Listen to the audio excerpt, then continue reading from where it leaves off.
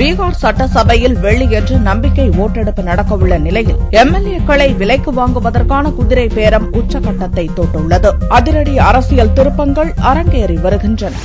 பீகாரில் ஐக்கிய ஜனதா தளம் ஆட்சி நடந்து வருகிறது. முதல்வர் ஜித்தன் ராம் மாஞ்சிக்கும் முன்னாள் முதல்வர் நிதிஷ்குமாருக்கும் இடையிலான பதவிச் சண்டை உச்சகட்டத்தை எட்டியுள்ளது. ஆட்சி அமைக்க நிதிஷ்குமார் உரிமை கோரியதை நிராகரித்த கவர்னர் கேசரிநாத் திரிபாதி பிப்ரவரி 20ஆம் தேதி சட்டசபையில் பெரும்பான்மையை நிரூபிக்க முதல்வர் மாஞ்சிக்கு உத்தரவிட்டுள்ளார். 243 எம்எல்ஏக்களை கொண்ட சட்டசபையில் 87 எம்எல்ஏக்களை பெற்றுள்ள பாரதிய ஜனதாவின் ஆதரவுடன் நம்பிக்கை ஓட்டெடுப்பில் வெற்றி பெற முதல்வர் மாஞ்சி திட்டமிட்டுள்ள நிலையில் வியாழனன்று அதிரடி அரசியல் திருப்பங்கள் பீகார் தலைநகர் பாட்னாவில் அரங்கேறின. சட்டசபையில் வாக்கெடுப்பு நடக்கும் போது ஐக்கிய ஜனதா தளம் எதிர்க்கட்சியாக செயல்பட சபாநாயகர் உதய் நாராயண் சௌத்ரி அனுமதி அளித்தார். பாரதிய ஜனதாவின் நந்த்கிஷோர் சர்மாவுக்கு பதிலாக எதிர்க்கட்சித் தலைவராக ஐக்கிய ஜனதா தளத்தைச் சேர்ந்த விஜய் சௌத்ரியை சபாநாயகர் அங்கீகரித்ததை கண்டித்து பாரதிய ஜனதா எம்எல்ஏக்கள் போராட்டத்தில் குதித்தனர். சபாநாயகர் அலுவலகம் முன் அவர்கள் முற்றுகை போராட்டம் நடத்தினர். அந்த பரபரப்பு அடங்குவதற்குள்